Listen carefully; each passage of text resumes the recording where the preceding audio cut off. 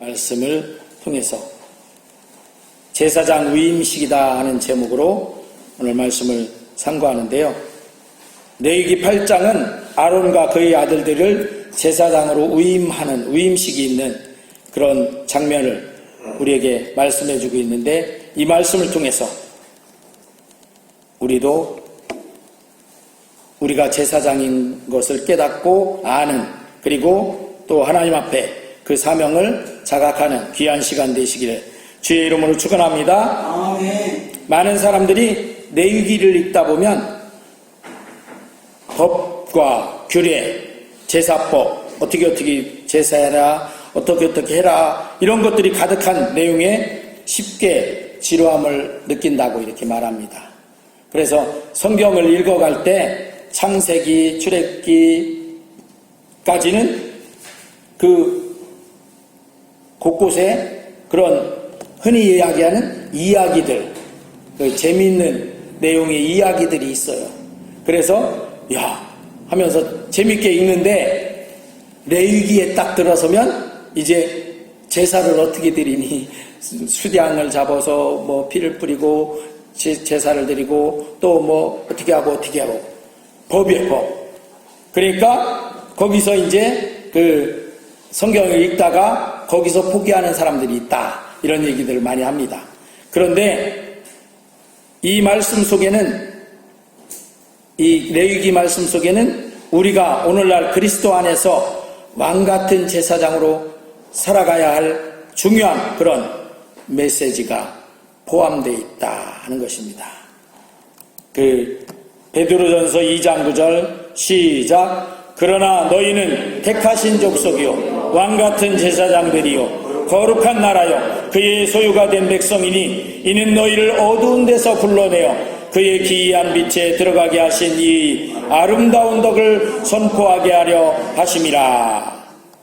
우리 그리스도인들은 기본적으로 이렇게 하나님께서 예수 안에서 우리를 믿음으로 택해 주실 때, 불러주실 때 이렇게 왕같은 제사장들로 불러주셨다 하는 것입니다. 할렐루야. 그래서 오늘 레위기 8장은 제사장 위임식의 장면으로서 하나님께서 모세를 통해 아론과 그의 아들들을 부르시고 특별한 이 제사장의 위임식을 거쳐서 그들을 제사장으로 세우시는 말씀입니다. 이는 단지 구약시대의 한 사건이 아니라 오늘날과 우리와 연관지어서 생각해보면 우리 성도들에게 주신 이 만인 제사장, 즉의 소명을 떠오르게 하는 그런 말씀입니다. 그래서 우리가 성도로서, 믿는 사람들로서 살아갈 때 내가 만인 제사장의 하나, 이렇게 하나님께서 제사장으로 택해 주신 그런 사람이다라고 느끼면 우리 신앙생활은 그걸 알지 못하는 사람의 신앙생활과는 전혀 다른 그런 신앙생활이 되어질 수 있습니다. 아멘. 아멘. 옛날에 제가 한참 오래된 시간이 흐른 것 같아요. 한 30여 년 전인가? TV에서 어떤 잠깐 나온 단막극 비슷한 것을 봤는데, 그게 뭐냐면 완장이라는 제목인 것 같아요. 완장 아시죠? 완장을 이렇게 채워주는, 완장은 누가 차요? 대부분 축구 하는데 보면 축구 선수들 완장 찬 사람 누구예요? 주장이잖아요, 주장. 그 주장이 아주 그 팀을 이렇게 조율하고 이끌어가는 역할을 해요. 손흥민이 토트넘의 주장이잖아요. 그래서 그런 역할을 해서 그 역할을 잘하면 이길 수가 있어. 잘 이길 수 있어. 그런데 좋은 팀인데도 불구하고 주장이 그 역할을 잘못하면 좋은 팀이 죽쓰는 그런 경기를 해. 그러니까 그만큼 완장을 찬 사람이 중요하잖아요. 그런데 제가 이야기하던 TV에서 나온 단막극에는 어느 시골 동네에 우리처럼 이런 시골 동네에 한 젊은 청년에게 완장을 채워줬어. 무슨 완장? 2장. 2장이라는 완장을 딱 채워줬는데, 그 이전에는 그 청년이 동네에서 아무 그런 뭐라고 하죠? 그 존재 가치를 못 느끼는 그런 사람이었어요. 근데 그걸 채워주는 순간에 그 사람이 갑자기 활발해지기 시작하고, 무슨 일을 할 때도 앞장서서 하고 막 그러면서 사람이 변해졌어요. 완장을 차니까. 그러니까 우리 성광교회 성도님들도 하나님께서 여러분들에게 제사장의 완장을 채워주셨습니다. 할렐루야. 한번 보셔요. 완장 찬. 완장을 채워주셔서 이 완장을 볼 때마다 내가 이 완장 찬 사람이다. 하나님이 채워주셨으니까 이거에 합당하게 내가 해야지. 할렐루야. 혹시 이 말을 듣고 나 같은 것한테 뭘 그렇게 생각하시는 분이 있다면 그거는 잘못 생각하는 거예요. 하나님이 진짜로 이렇게 베드로전서 2장 9절에 그렇게 말씀하셨잖아요. 그래서 오늘 우리는 이 말씀을 통해서 첫 번째로 하나님의 부르심에 대한 자각이 필요하다 하는 것입니다. 레위기 8장 1절부터 3절까지 시작. 여호와께서 모세에게 말씀하여 이르시되 너는 아론과 그의 아들들과 함께 그의 의복과 관유와 속죄제의 수송아지와 수양 2마리와 무교병 1광주리를 가지고 온 회중을 회막문에 모으라. 이렇게 온 이스라엘을 모아서 거기서 이제 아론과 그 아들들에게 제사장으로서 이렇게 위임식을 하는 거예요. 이 모든 위임은 하나님의 주권적 부르심으로 시작되는 것이죠. 하나님께서 그렇게 하라고 부르셨어. 그러면 아까 말씀드렸듯이 우리를 제사장 삼으신 것도 하나님이 그렇게 하신 거지, 어디 어느 교회에서 단독적으로 이렇게 했거나 그런 거 아닙니다. 하나님이 여러분들을 제사장으로 위임하셨다, 부르셨다 하는 것입니다. 할렐루야. 이것에 대한 자각은 아주 중요한 것이죠. 내가 하나님 앞에 제사장으로 믿음의 삶을 살아야 된다 하는 그런 마음이 내게 주어지게 되니까요. 이처럼 우리 각자의 삶이 그런 삶의 자리에서 하나님께서 우리를 이렇게 부르셨다는 것이죠. 다시 한번 읽어볼까요? 시작. 그러나 너희는 택하신 족속이요 왕같은 제사장들이요 거룩한 나라요 그의 소유가 된 백성이니 이는 너희를 어두운 데서 불러내어 그의 기이한 빛에 들어가게 하신 이 아름다운 덕을 선포하게 하려 하심이라. 여기도 보니까 우리가 그렇게 불림받을 만한, 제사장으로 불림받을 만한 그런 뭐가 없습니다 이렇게 말할지 몰라요. 근데 여기도 그렇게 말씀하셨잖아. 이는 너희를 어두운 데서 불러내요. 하나님께서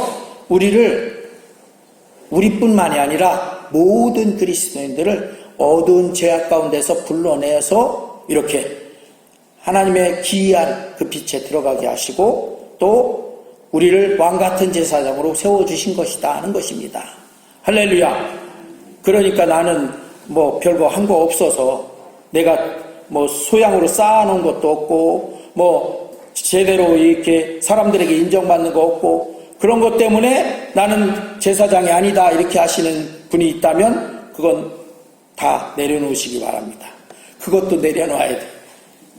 이제 하나님이 어두운 데서 불러내서 우리를 불러주셨다, 세워주셨다, 제사장으로. 할렐루야. 아멘. 우리는 단순한 신자가 아니라 하나님께서 세상 가운데 부르신 제사장들이다 하는 것입니다. 우리 직장에서도 가정에서도 교회 안팎 어디서든 우리는 제사장입니다. 먼저 이 부르심을 자각하는 것이 아주 매우 중요하다 하는 것입니다. 할렐루야. 나 같은 것을 그래도 하나님이 부르셨다. 하는 것이에요. 두 번째로 이제 이렇게 부르심 받은 우리는 거룩하게 구별된 삶으로 나아가야 된다는 것이죠. 의임식의 시작은 정결케 함입니다. 그래서 그 레위기 8장 6절부터 13절 조금 길지만 우리가 한번 읽어보겠습니다. 시작. 모세가 아론과 그의 아들들을 데려다가 물로 그들을 씻기고 아론에게 속옷을 입히며 띠를 띄우고 겉옷을 입히며 에봇을 걸쳐 입히고 에봇의 장식띠를 띄워서 에봇을 몸에 메고 흉패를 붙이고 흉패에 우림과 둠밈을 넣고 그의 머리에 관을 씌우고 그 관 위 전면에 금패를 붙이니 곧 거룩한 관이라 여호와께서 모세에게 명령하신 것과 같았더라. 그 모세가 관위를 가져다가 성막과 그 안에 있는 모든 것에 발라 거룩하게 하고 또 제단에 7번 뿌리고 또 그 제단과 그 모든 기구와 물두멍과 그 받침에 발라 거룩하게 하고 또 관유를 아론의 머리에 붓고 그에게 발라 거룩하게 하고 모세가 또 아론의 아들들을 데려다가 그들에게 속옷을 입히고 띠를 띄우며 관을 씌웠으니 여호와께서 모세에게 명령하신 것과 같았더라. 아멘. 이렇게 아론을 대제사장으로 그리고 아론의 아들들을 제사장으로 이렇게 세울 때 그냥 제사장하고 세운 게 아니라 이렇게 하나님 앞에 그 죄를 씻고 속죄하고 그리고 거룩하게 나아가는 그런 의식을 행했어요.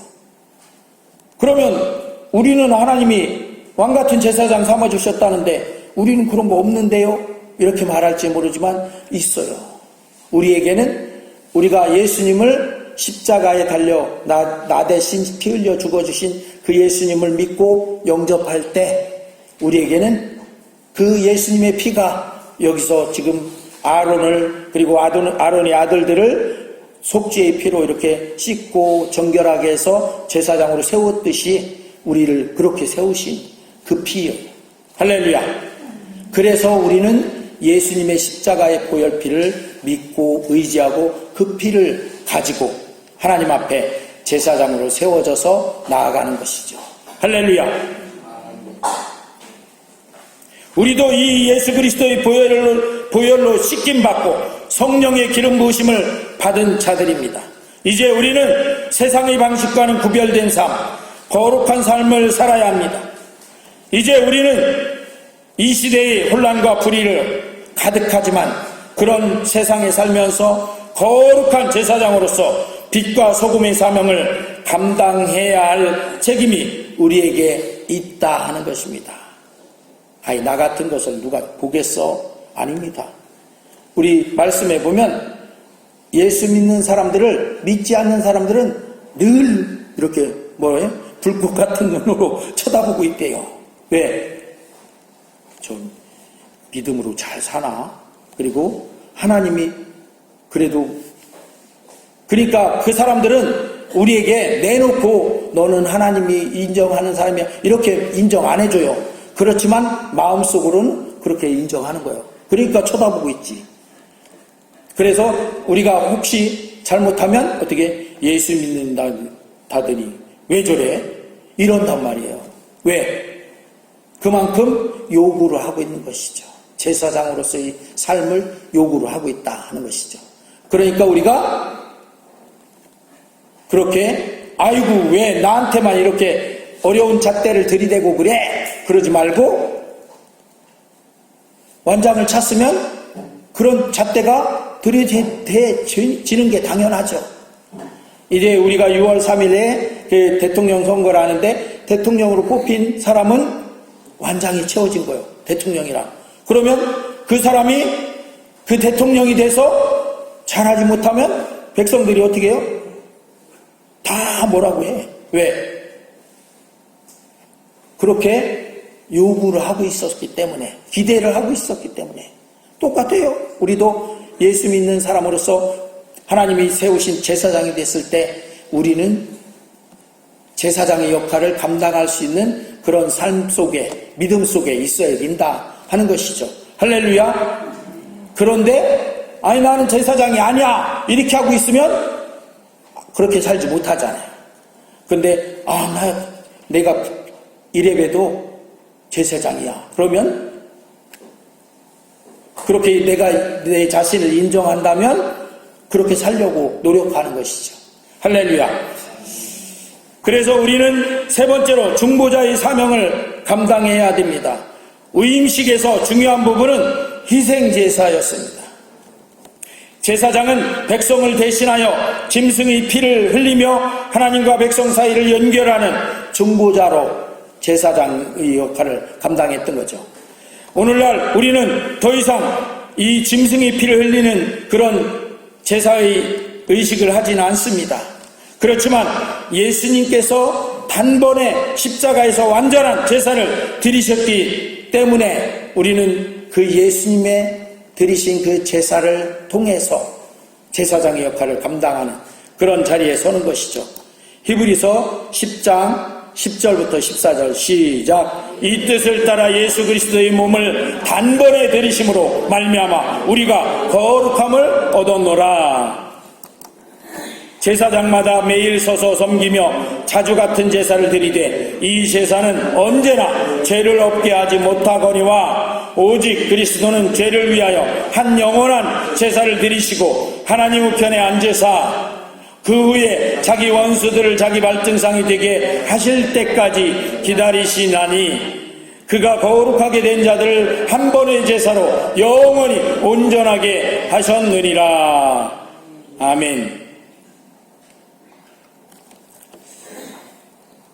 그 구약시대 때 레위기 그때 그 시대 때는 아론과 아론의 그 아들들을 제사장으로 세우기 위해서 할 수 없이 그들이 죄이니까 똑같은 우리랑 똑같은 사람이니까 그들을 속죄하기 위해서 속죄의 제물을 잡아서 그 피를 뿌리면서 그 죄를 씻고 하나님 앞에 제사장의 직분을 감당하도록 하셨다는 것이죠. 그런데 그 제사를 속죄의 제사를 예수님께서 십자가에서 단번에 드려주셔서 이제 더 이상 우리가 짐승을 잡아서 그 피로 나가는 것이 아니라 예수님의 십자가의 보혈피를 가지고 우리는 하나님 앞에 나아가는 것이죠. 그러면서 우리가 예수님의 그 십자가의 보혈피로 이 세상의 제사장의 직분을 감당해야 되는데 어떤 직분을 감당하느냐 하는 것이죠. 우리는 여전히 사람들을 하나님께 인도하는 영적 중보자로 부르심을 받은 것입니다. 우리 기도는 중보 기도가 되어야 돼요. 할렐루야. 그러니까 이제까지는 혹시 기도할 때 내 기도만 하면 되지 했었으면 이제 내가 제사장이니까 우리 이웃들의 기도도 그 가장 가까운 이웃 중에 하나가 가족이죠. 가족의 기도도 또 우리 친구, 친척, 또 마을 사람들의 기도도 내가 중보 기도로 감당해야 되는 사람이에요. 할렐루야. 전에 한번 제가 그런 말씀 드렸죠. 우리 이웃이 하나 있는데 그 이웃이 자꾸 나한테 그 깐족깐족하니 시비를 걸어. 그러면 왜 그 이웃이 하나님 나한테 저런 아주 못된 이웃이 왜 있습니까? 이럴 게 아니라 어떻게? 그건 왜 그렇게 돼 있다? 하나님이 그 사람을 위해서 내가 기도하라고 내 옆에 붙여주셨다. 할렐루야. 왜? 내가 제사장이니까 그 사람을 위해서 해야 될 의무가 있는 거예요. 하나님이 그러라고 제사장으로 세워주신 거니까. 그런데 우리는 어떻게? 못된 사람 그냥 그렇게만 생각했었죠. 이제부터는 어떻게? 하나님이 저 사람을 위해서 기도하라고 그랬구나. 할렐루야. 아멘. 그게 제사장의 직분을 감당하는 거잖아요. 또 우리 말씀 전파와 전도는 제사장으로서의 사명이 듬뿍 들어있는 거예요. 그죠? 내가 말씀 전파하고 그리고 그 사람을 전도해서 주님 앞에 인도하는 건 제사장으로서 하나님 앞에 그들을 하나님과 이렇게 화목하게 하는 그 제사의 일부죠. 할렐루야.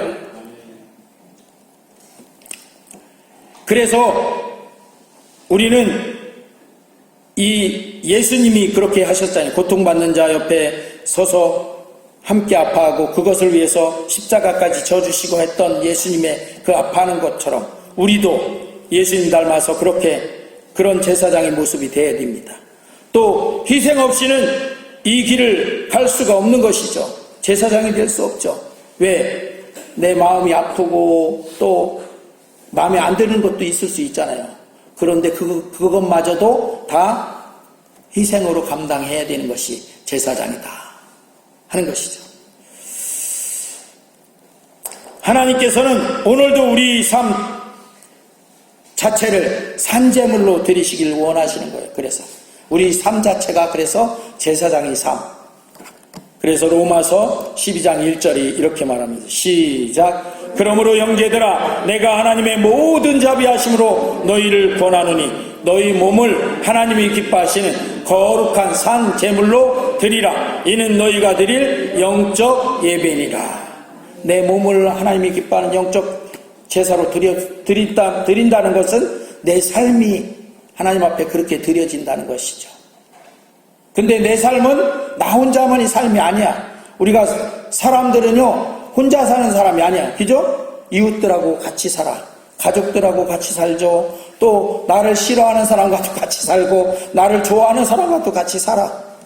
그 속에서 내가 이렇게 제사장으로서 거룩한 제물로 드려지는 삶. 예수님이 그래서 십자가에서 본을 보이신 거잖아요. 제물로 드려졌잖아요. 그런데 이 사명은 뭘 통해서 이룰 수 있냐면 순종을 통해서만 완성할 수가 있다는 것입니다. 레위기 8장 34절 시작. 오늘 행한 것은 여호와께서 너희를 위하여 속죄하게 하시려고 명령하신 것이니 이 명령을 다 순종해서 그 아론의 아들들에게 그 제사를 드리고 그 옷을 입히고 그렇게 위임식을 했던 거예요.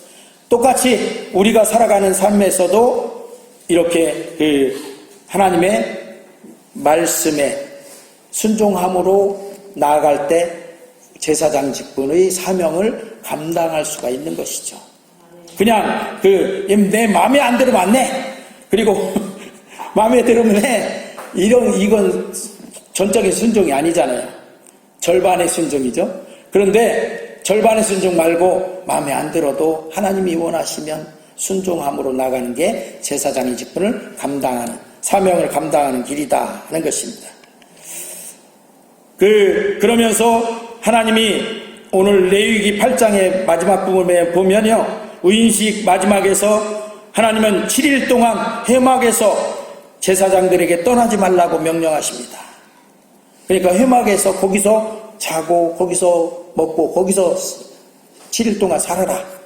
회막이 뭐예요? 성막. 하나님이 그 성막. 거기에서 이들은 그 말씀에 순종함으로 사명을 완성해요. 그래서 우리가 살아갈 때도 사명은 끝까지 순종하는 일상적인 헌신 속에서 사명이 이루어진다는 것을 알아야 돼요. 사명 그러면 너무 거창하게들 생각해서 거창한 것을 얘기하는지 모르지만 우리가 살아가는 삶의 작은 부분까지도 순종함으로 제사장의 사명을 감당하는 자리에 설 수 있다 하는 것이죠. 뭐에 순종해요? 하나님의 말씀에 순종하고. 자, 이렇게 한번 선포해 보겠습니다. 나는 제사장이다. 시작. 나는 제사장이다. 오늘 다시금 내가 하나님의 제사장임을 자각하시기 바라고, 그리고 그 위임된 사명을 담대히 감당하는 우리 성광교회 성도님들, 제사장님들 되시길 주의 이름으로 축원합니다.